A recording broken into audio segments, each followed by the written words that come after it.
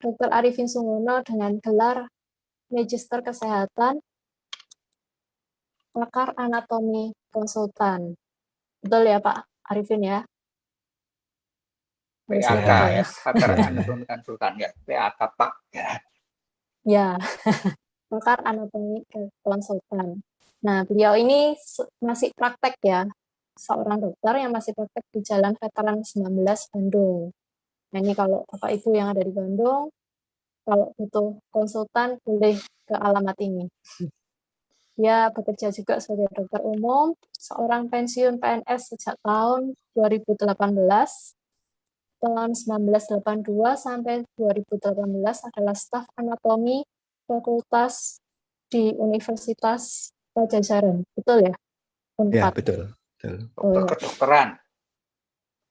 Fakultas Kedokteran Universitas Pajajaran. Jakarta berarti ya? Bandung. Bandung. Oh ya, Bandung. Lupa. Ya.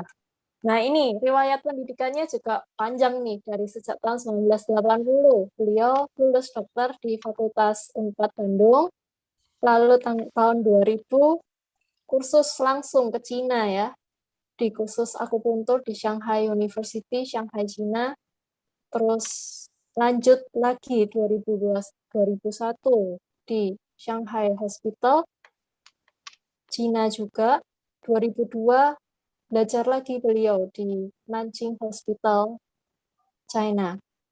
Lalu tahun 2010 dia sekolah lagi, lulus S2 pasca sarjana Fakultas Kedokteran Unpad. Keren kok.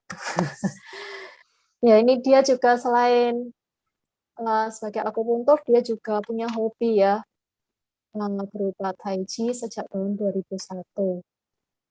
Berarti lama ya, dan sudah banyak pengalamannya. Nah, ini kita saatnya mendengarkan pengalaman beliau, mau berbagi kepada kita. Nah, silakan Pak Arifin, waktu dan tempat saya serahkan. Ya, selamat malam ya teman-teman semua ya. Beberapa bulan yang lalu Pak Ando pernah minta saya suruh ngomong apa aja dah, katanya ngomong mengenai yang berkaitan dengan Tai Chi. Jadi saya pilih ya udah dah masalah pernafasan, saya pikir ya, karena saya melihat ini cukup, pengetahuan ini bisa kita pakai pada saat kita berlatih. Berlatih apa aja dalam kehidupan sehari-hari, dalam olahraga, dalam hal apapun juga, ya. Dan problemnya pada saat saya belajar Tai Chi, pernapasannya kok tidak dijelaskan secara jelas ya. Jadi teknik nafasnya gimana? Jadi kalau kita bermain Tai Chi biasanya oleh instrukturnya dijelaskan nafasnya natural aja, biasa aja nafas biasa. Nah, ini yang masalah.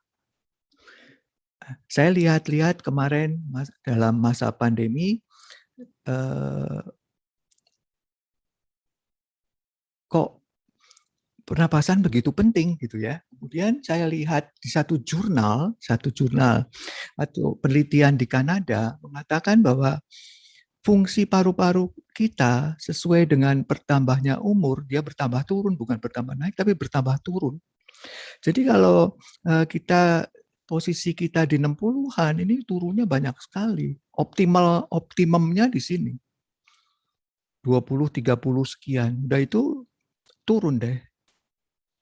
Turun sampai signifikan sekali, jelas sekali penurunannya. Kenapa gitu ya? Dan dulu saya pernah main Tai Chi, saya main Jigong Sepase, 18 jurus pernafasan. Latihan. Kok nadinya malah naik? Tensinya kok malah naik? Kenapa gitu? Nah, ini yang jadi pikiran saya. Selain saya menemukan penelitian ini. Dan kemudian saya telusuri lagi, saya lihat-lihat lagi, kaitannya dengan meditasi, kaitannya dengan proses bernafas, bagaimana kaitannya dengan pikiran kita, cara berpikir, ya. Ternyata hubungannya erat sekali. Jadi saya terusin lagi. Nah, ada penelitian nih orang Semarang kalau nggak salah. Dia meneliti kaitan diabetes dengan olahraga yang menggunakan nafas yang dalam, nafas yang teratur gitu ya. Ternyata hasilnya bagus. Saya tutup aja ya ininya ya, biar saya nggak terlalu terpengaruh. Sorry.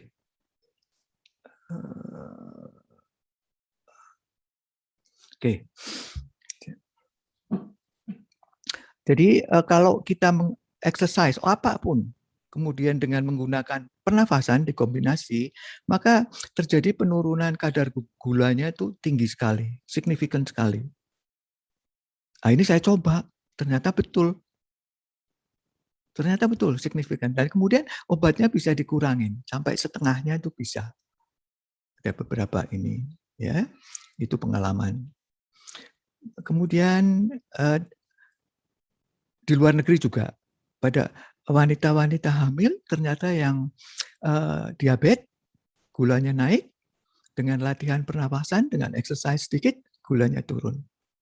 Ya, jadi ada hubungan antara latihan nafas, latihan olahraga, dikombinasikan dengan exercise akan menurunkan gula secara signifikan, ya, secara jadi banyak ya. Dan kemudian saya lihat lagi di kedokteran di luar negeri, kaitan antara olahraga Tai Chi dengan COPD. COPD itu karena kelainan paru-paru yang menyebabkan efek ke jantung. Ya, jadi paru-parunya ada elastisitasnya berkurang, nggak bisa kembang kempis paru-parunya. Nah, kemudian dengan latihan pernafasan dikombinasi dengan ini, hasilnya cukup baik. Ya. Nah, kemudian hal lain lagi, ini orang China menghubungkan antara latihan dengan saraf parasimpatetik. Jadi parasimpatetik ini saraf otonom. Ya. Jadi kalau kita buang nafas secara rileks, secara perlahan, ini akan memodulasi, artinya merangsang nervus vagus. Jadi ada sensoriknya, otonom ke atas, nanti keluarnya merangsang vagus, vagusnya mempersarafi otot-otot di daerah perut, di daerah dada, organ-organ di toraks dan abdomen. Ya, jadi efeknya positif. Peristaltiknya baik, peristaltik artinya gerak ususnya jadi lebih baik. Kemudian denyut jantungnya menurun, ya, berkurang, ya, stabil. Nah, itu kira-kira begitu. Jadi efek latihan. Bagaimana kaitannya dengan otak? Ternyata kalau kita nafasnya tidak teratur, orang yoga katakan, pikiran kita juga bergelombang, nggak bisa kontrol, sulit. Tapi kalau nafasnya kita atur, maka kita akan lebih tenang. Jadi kita mengkontrol nafas kita. Walaupun sehari-hari nafas kita lakukan secara tidak sadar, secara otomatis, ya, secara tidak saja, jadi otomatis. Kita nafas kan otomatis, ya. Jadi, tapi kita juga bisa melakukan nafas yang kita sadari. Ya. Nah, itu nanti yang kita lihat. Nah, kemudian ada pertanyaan, apakah napas kita yang kita lakukan sehari-hari ini cukup efektif? Benar, ya. Kapasitas volume dadanya geraknya cukup baik untuk menangkap O2 sehingga pertukaran oksigen di alveoli itu di dinding paru-paru yang paling dalam itu terjadi dengan baik. Ya. Nah, kalau kita lihat nafas kita sehari-hari yang normal, ya, yang normal, yang natural. Ini kira-kira volume yang dipakai itu 300 sampai 600 cc. 300 sampai 600. Ini kira-kira namanya tidal volume ini 300 sampai 600. Tapi kalau kita tarik nafas dalam, inspirasi, kita menggunakan cadangan yang ada di paru-paru kita untuk menangkap udara, menangkap O2, mengeluarkan CO2 secara maksimum atau secara optimum. Ya, kita juga bisa buang nafas lagi dengan dalam, ya. Jadi buang nafas, relax, kemudian kita, ini yang disebut force expiration. Jadi kita keluarkan secara sadar, ya, keluarkan secara sadar. Tapi nanti kita bedakan, ya. Jadi kita sekarang sebetulnya menggunakan cadangan kapasitas dari paru-paru untuk berlatih, membiasakan sehingga kita mendapatkan suatu kebiasaan nafas yang baik, yang optimum. Itu kira-kira yang jadi pikiran kita. Caranya gimana? Kita menggerakkan diafragma. Jadi kalau ini kita inspirasi yang dalam, jadi kita harus mengkontraksikan diafragma untuk turun. Diafragma ini sekat antara perut dengan toraks, dengan dada. Ada sekatnya. Ini otot. Otot ini sama dengan otot kita di tangan apa segala macam. Kalau kita nggak latih ya ototnya lemes. Ya, sama dengan kita kalau di tangan atau di kaki kalau nggak dilatih ya tidak efektif kontraksinya. Besaran yang lain yaitu diameter ke arah depan dan diameter ke arah samping. Tapi selama pernafasan perut atau diafragma aja, yang ke anterior, yang ke depan dan ke samping itu diabaikan. Jadi yang dikonsentrasikan pada saat pernafasan perut adalah kontraksi diafragma sehingga volume dada bertambah ke arah bawah, ya, memanjang. Jadi itu kira-kira. Ini paru-paru kita. Kiri, ini yang kanan. Ada jantung di tengah, di atas pembuluh darah. Di sini banyak pembuluh darah yang keluar dari jantung. Yang mau ke otak, yang mau ke tangan, balik dari otak, balik dari tangan. Kira-kira gitu. Nah, ini otot diafragmanya. Ya. Ini tulang-tulang dadanya dilepas, ototnya juga dilepas. Ya, jadi kita ulang lagi. Jadi kita nafas biasa, kita nafas biasa. Ini cuma 300-600. Ini kalau nafas dalam. Ini kalau kita buang nafas lagi. Kalau di sini kita lepas lagi, nggak memaksakan untuk exhale atau ekspirasi, ya kita sampai ke sini. Kalau kita ekspirasikan, paksain lagi, nah kita buang lagi lebih banyak. Ya, jadi volume yang kita gunakan akan lebih besar, ya, volume yang kita gunakan lebih besar. Nah, kalau kita lihat ada orang yang napasnya 30 kali per menit dibandingkan 10 kali per menit. Kita lihat tidal volume, ya, yang tadi kita lihat nafasnya. Ini 200 cc, ini 600 cc. Belum pakai kapasitas yang lebih. Ini yang natural ini, ya, yang biasa. Jadi volume udara yang keluar masuk 6 liter di sini. 6 liter, menit per volumenya 6 liter. Tapi yang sampai di alveoli ini tempat terjadi pertukaran atau masuknya oksigen ke dalam pembuluh darah. Ya, kalau napasnya cepat dia nggak efektif. Ventilasinya di alveoli sekian. Tapi kalau napasnya lambat, nah ini terjadinya 3 kali lipat. Jadi kemungkinan untuk masuknya oksigen ke dalam darah itu akan lebih cepat kalau kita nafasnya lebih lambat. Jadi kontak antara udara dengan dinding pembuluh darah akan lebih lama. Ya, nah, struktur nafasnya itu demikian. Ini hidung kita, ini mulut kita masuk ke tenggorokan, ya, biasa disebut tenggorokan. Ini laringnya, baru ke trachea, saluran, nanti ke paru-paru yang kiri, ke paru-paru yang kanan. Ya, di luar paru-paru ini ada namanya pleura, selaput paru. Ada pleura yang nempel di paru-paru, ada pleura yang nempel di dinding. Nah, ini tekanannya negatif. Jadi kayak kalau kita nyimpen makanan itu disedot, ya, nah kira-kira begitu. ya. Tapi berbeda di sini. Kalau makanan pack yang disedot di vakum itu lapisannya cuma satu. Kalau ini lapisannya kedap tapi dua, melapisi organnya sendiri dan melapisi dinding. Jadi kalau organnya memanjang, paru-parunya kesedot. Paru-paru kan tidak ada otot untuk mengembang atau otot untuk mengempis. Dia ngempis bisa secara elastis, tapi mengembang dia tidak bisa. Ya. Jadi kalau mengembang, yang membantu, yang mekanismenya adalah otot-otot dinding dada atau otot diafragma menggerakkan tulang, menggerakkan diafragma.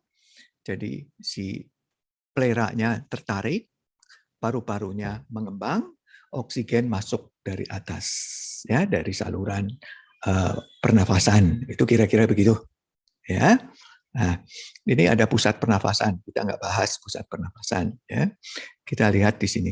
Fase pernafasan yang kita lihat ini ada dua, inhale dan exhale. Kalau kita hanya menggunakan diafragma, kita abaikan otot-otot yang ada di sini, di dinding. Kita abaikan aja dulu. Otot-otot leher juga kita abaikan, ya. Yang gerakan adalah diafragma. Kalau diafragma turun, nanti menekan organ-organ yang ada usus, yang ada di perut, ya, akan didorong ke arah bawah dan ke depan. Jadi kalau kita tempel tangan kita di sini, maka tangan kita akan bergerak. Kalau tangan kiri yang menempel di dada, tangan kiri bergeraknya minimal. Karena kita tidak memperluas diameter yang belakang ke depan ini atau yang ke lateral. Ini adalah pernafasan diafragma. Jadi pernafasan perut bukan dilakukan oleh otot yang terletak di dinding perut, tapi oleh diafragma. Otot dinding perut adalah otot untuk exhale, untuk ekspirasi. Ya. Jadi pada saat kita melakukan nafas perut, dinding otot perut harus rileks. Rileks aja. Bagaimana exhale-nya? Bagaimana membuang udaranya dari paru-paru? Relaksasikan aja si diafragma.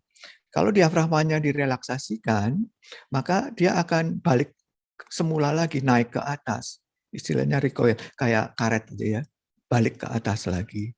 Maka volume paru-paru mengecil, volume torak mengecil, udaranya terdorong keluar. Jadi tidak usah pakai sesuatu yang aktif pada saat pernafasan abdomen, pernafasan perut, ya. Jadi kalau inspirasi diafragma didatarkan itu aktif. Tapi kalau ekspirasi dia pasif. Ya, ini otot-otot pernafasan. Banyak sekali otot pernafasan. Kita bagi dua, kita gampangin aja. Otot untuk menarik nafas, otot untuk mengeluarkan nafas. Otot perut, ini otot mengeluarkan nafas. Ini otot-otot perut. Kalau otot-otot ini yang ada di antara sela iga ini, ya, rib ya, ini rib ya, steak ini makanya ini kan makan kan. Nah, ini dibagi dua ya. Ada yang untuk menarik nafas, ada untuk yang mengeluarkan nafas. Ya. Nah, yang mengeluarkan nafas ini yang ini nih. Ini yang menarik nafas. Jadi kalau kita ini berkontraksi, si iganya narik loh. Iganya yang depan ini tertarik ke atas. Jadi ukurannya muka belakang ini akan lebih lebar. Jadi narik paru-parunya. Ya. Karena persarafan otot-otot ini segmental, artinya ada segmental gitu ya. Jadi kita bisa atur. Kita bisa berkontraksikan otot yang dinding dinding toraks yang bagian, dinding dada yang bagian bawah aja. Yang atas nggak usah, diemin aja. Itu bisa. Itu step kedua. Jadi step yang pertama, step yang latihan pernafasan, perut adalah diafragma. Abaikan otot-otot semua ini.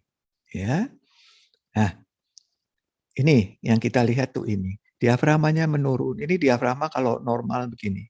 Enggak bernafas. Ekspirasi ya, artinya mengeluarkan nafas. Ini inspirasi, mendatar. Ya, jadi lebih datar. Nah, ini kalau otot-otot tambahan yang dipakai, ini dadanya bisa ke depan, ya. Yang pinggirnya bisa lebar ke arah samping. Nah, itu kalau inspirasi. Kalau ekspirasi, exhale, ya kempes aja, ya kempes aja. dikecilkan paru-parunya. Nah, ini ada pakar-pakar pelatih pernafasan. Saya menemukan ini Nancy Chi ini apa namanya? Beliau ini penyanyi opera dari China, tapi lahirnya di Amerika, kemudian balik ke China belajar Tai Chi. Nah, ngajarin cara bernafas. Nah, ada bukunya ada bahasa Indonesianya juga ada. Ini bagus sekali bukunya. Saya beli udah 10 tahun yang lalu, tapi saya belum ngerti, baru ngerti-ngerti kok kemarin. Loh, kok ini bagus sekali ya caranya. Setelah saya belajar cara bernafas, saya ulangi lagi ke sini. Nah, ini ada Lim Hosen yang ngajarin Qigong Sepase, 18 jurus pernafasan. Saya 1, saya 2, 3, sampai 8 sekarang. Ya. Dulu saya tahu belajar pertama tuh ini. Tapi pernafasannya nggak dijelaskan, pernafasan perut. Ya, selalu katakan pernafasannya adalah pernafasan natural, pernafasan yang biasa aja. Ya, tapi yang natural tuh yang bagaimana? Nah, itu yang nggak jelas dari dulu. Jadi selama bertahun-tahun saya latihan ini, saya isi dada bagian atas. Jadi pernafasan toraks, pernafasan dada, bukan pernafasan perut. Ada pernafasan perut sedikit, tapi dikombinasi dadanya diisi. Nah, nadinya naik tinggi. Kemudian kalau ada tensinya bisa naik, nggak turun-turun. Ya, nah, ini saya ambil sertifikasinya, saya belajar dari Lim Hosen secara online. Kemudian yang dibetulkan adalah gerakannya, nafasnya enggak. Waduh, celaka saya pikir. Saya masih salah lagi ya. Jadi saya cari tahu nih, nafas yang benar tuh gimana untuk abdomen yang natural. Nah, saya ikut lagi anak didiknya, penerusnya dari Feng Zhejiang, ini Feng Zhejiang ya. Dia menciptakan Henyan. Kenapa saya pilih ini? Pada umur 55 dia sakit. Tadinya dia keras sekali mainnya, Chen style dia mainnya. Dia sakit, umur 55, dokternya ngomong, nggak bisa disembuhin, ini kita nggak sanggup. Nah, dia latihan sendiri, naik gunung, latihan sendiri, dia menemukan apa yang disebut dengan Henyan. Dia kombinasikan. Ternyata dia sembuh. Nah, dia meninggal umur 86, berarti selama 30 tahun, itu hasil dari yang dia latih sendiri dan dia ciptakan sendiri. Namanya Henyan. Ada bukunya ya, ada bukunya. Kalau mau baca ada ya. Ini bukunya tuh ini. Kalau mau dibaca ya, ada bukunya. Henyan ya. Nah, itu ini ya. Gerakannya gampang, simple. Ada 2 tipe gerakan, yang statik dan yang dinamik. Artinya dinamik jalan karena dia dari Chen style ya. Chen style. Dasarnya dia Chen style. Yang ini statik ya, statik. Kemudian saya lihat lagi 2, ada orang Eropa di Holden ngajarin pernafasan, cukup baik ngajarinnya, cukup detail. Jadi ada perbedaannya ya kalau orang Eropa dengan orang dari China atau orang China yang lama tinggal di Eropa.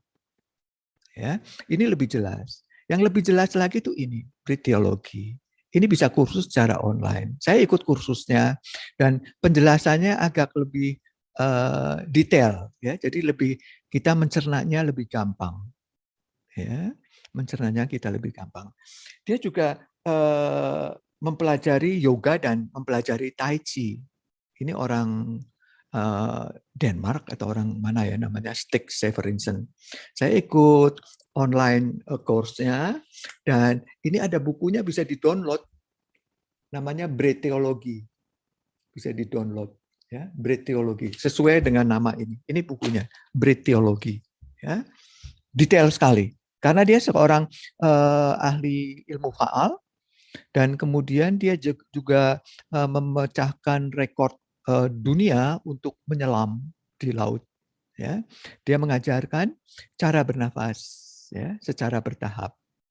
Nah, konsepnya kira-kira begitu. Begini sih, apa namanya, dari Stig Severinsen ya, bahwa kita bisa menggunakan atau berlatih pernafasan untuk mengkaitkan antara badan dan pikiran kita. Kenapa katanya? Karena bernafas itu paling dekat dengan badan kita sendiri. Jadi dirasakan paling dekat ya kalau latihan pernafasan.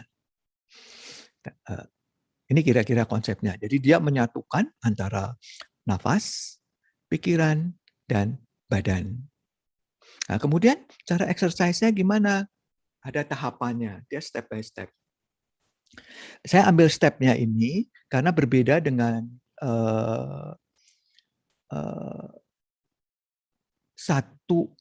satu jago renang dari Belanda, namanya siapa ya?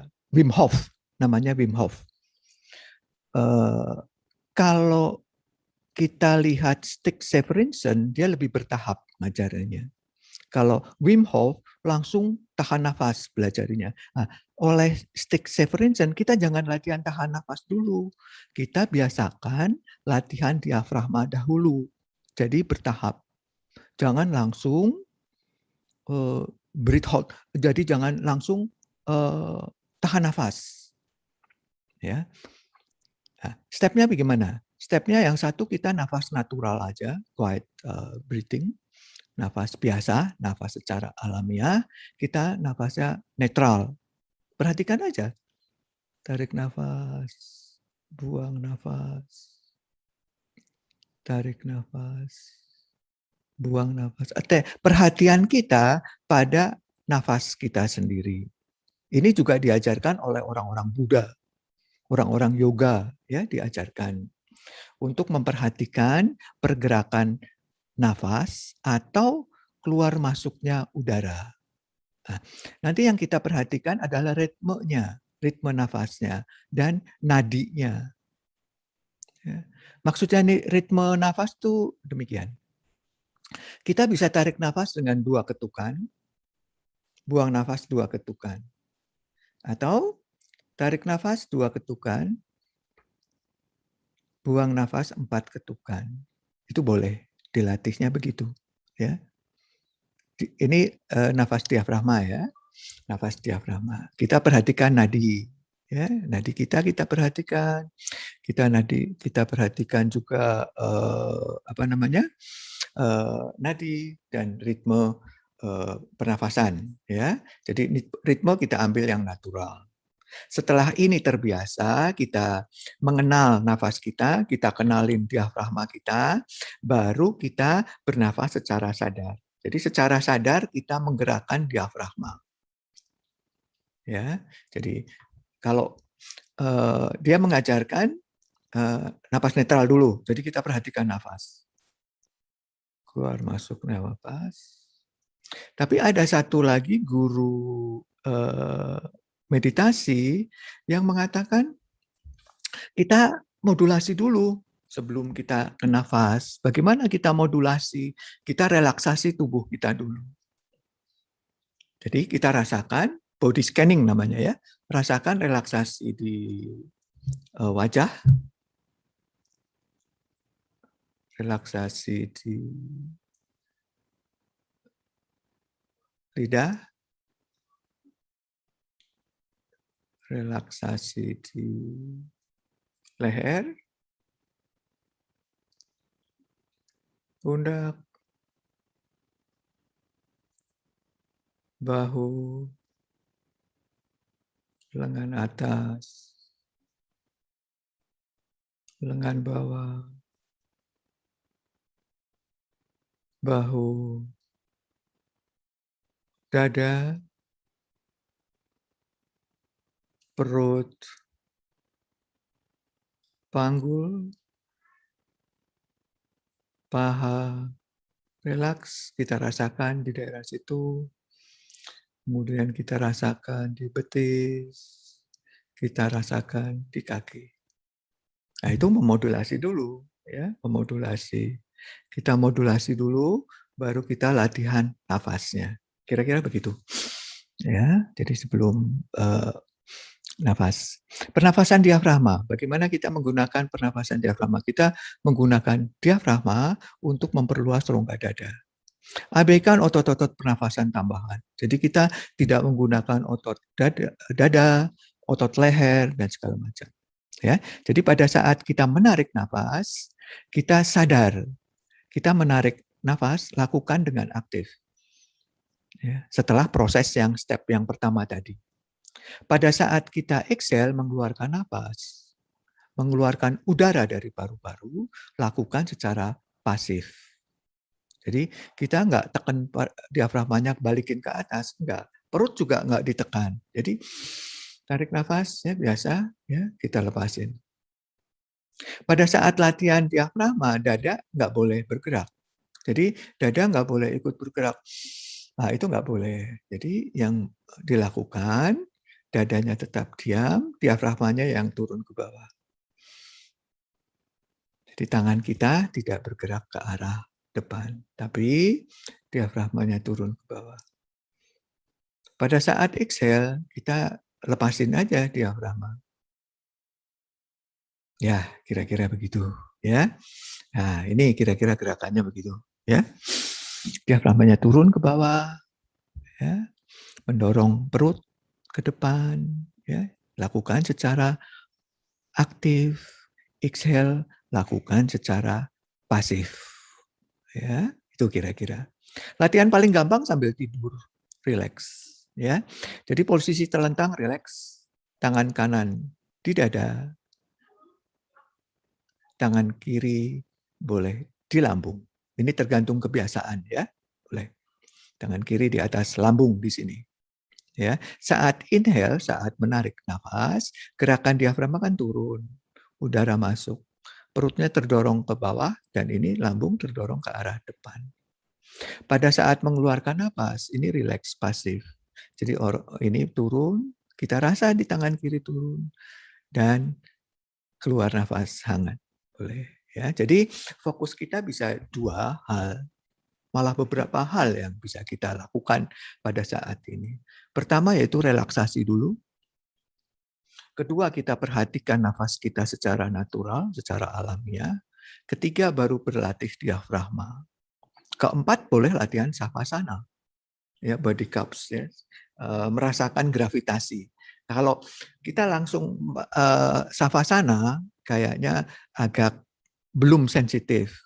Tapi kalau melalui proses-proses ini, nanti pada saat savasana akan lebih cepat adaptasinya. Ya, ini otot-otot diafragma. Jadi Stig Severen itu mengatakan bahwa latihan pernafasan itu untuk mempertahankan keseimbangan tubuh kita, alostatik, ya, mempertahankan keseimbangan tubuh, baik secara fisik maupun mental. Ya, oke. Jadi kalau kita dorong diafragma ke bawah, maka organ-organ ini terdorong ke depan dan ke bawah sedikit. Otot-otot dinding perut rileks saja. Ya, kita rileks, jangan perhatikan. Jadi manfaat latihan pernafasan ini melatih otot pernafasan utama yaitu diafragma, melatih otot perut, otot ekspirasi tambahan kalau kita step kedua. Ya, meningkatkan elastisitas dan kapasitas paru-paru. Ini udah dibuktikan di Harvard. Ya, dibuktikan di Kanada juga. Meningkatkan oksigenisasi di paru-paru dan organ di jaringan. Ini betul, ini mendukung untuk metabolisme karbohidrat ya pada orang-orang DM. Ini turunnya banyak sekali, signifikan sekali. Ya, saya pernah ngobrol dengan teman saya yang sepedaan, dia katakan teman saya mengatakan teman-teman dia yang diabetes naik sepeda lama kok nggak turun-turun gitu. Waduh, kenapa ya? Saya pikir. Nah, kemudian saya lakukan, saya main 18 pernafasan plus pernafasan perut secara sadar. Nah, kemudian diukur gulanya. Nah, ternyata turunnya signifikan. Nanti bisa turun obatnya lagi. Menurunkan nadi, betul menurunkan nadi. Ya, menenangkan mental, betul sudah ada penelitiannya semua. Ya, jadi ini yang tadi sudah disebut latihan pernafasan mempengaruhi parasimpatetik. Jadi di daerah perut ini yang dominan parasimpatetik, nervus vagus. Kalau saraf-saraf di perut kan tidak ada saraf yang seperti kita untuk ditekan, diraba, dia ditekan iya, tapi diraba tidak untuk di perut. Jadi kalau ada tekanan nafas, dorongan nafas diafragma, dia akan terangsang reseptornya, sensornya, kira-kira begitu. Ya, nah bagaimana aplikasinya? Ini Bapak Ibu boleh lihat di teori pernafasan saya ada di YouTube. Yang ini 18 pernafasan set 1 ini pada saat saya ambil sertifikasi. Kemudian ini melatih diafragma saya buat untuk beberapa gerakan yang diajarkan oleh Stig Severinsen. Saya video di YouTube. Dan kemudian satu lagi menggerakkan telapak kaki dan ankle ya. Kenapa kok begini latihan telapak kaki? Saya melihat bahwa ini penting karena kita sudah umur bertambah, umurnya 60 lebih ya. Fiksasi dari ankle, dari kaki kita mulai lemah dan kita perlu satu latihan agar otot betis tidak kontraktur memendek tapi tetap elastis karena ini mempengaruhi untuk keseimbangan tubuh kita ya. Jadi ini ada yang teori pernapasan, ini 18 seri pernapasan aplikasinya. Ini yang khusus diafragmanya saja, ini yang diajarkan oleh Stig Severinsen dan ini tambahan untuk telapak kaki. Nah, sekarang bagaimana Stig Severinsen berkomentar untuk berlatih selain pernafasan perut? Dia katakan bahwa ada 3 komponen kalau kita berlatih yoga. Dalam yoga itu ada 3 komponen. Itu pernafasan perut, pernafasan dada, dan pernafasan klavikula. Ya. Tapi yang dimaksud dengan pernafasan dada tidak mengisi semua rongga dada diisi, tapi hanya bagian bawah. Ya. Jadi kalau kita nafas, tarik nafas diafragma dulu, kemudian kita tarik gerakan dinding bagian bawah dada, tapi dada atas tetap kosong. Kita tidak melakukan. Ya, ini dilatih dulu. Kemudian yang ketiga, ini kalau setelah step yang kedua lancar, sudah menjadi refleks. Jadi kebiasaan kita sudah menjadi kebiasaan yang baru kita berlatih nafas klavikula. Maksudnya klavikula itu untuk mengisi dada atas, tapi tidak mengkontrasikan otot, tapi hanya mengangkat klavikulanya saja. Kalau klavikula diangkat ke atas, maka dinding dada bagian depan akan terangkat ke arah depan. Jadi volume dada bertambah. Kalau mau turun, bertahap. Jadi klavikula dulu turun, kemudian relaksasi dada bagian bawah, baru diafragmanya recoil, relaksasi. Ya, itu dilakukan secara bertahap. Ya, manfaatnya sudah tadi. Sorry. Klavikula itu apa? Tulang dada. Klavikula tuh ini ya, Pak. Ini yang ini. Apa Tulang ya dada. namanya ya? Bukan dada ini. Ini apa?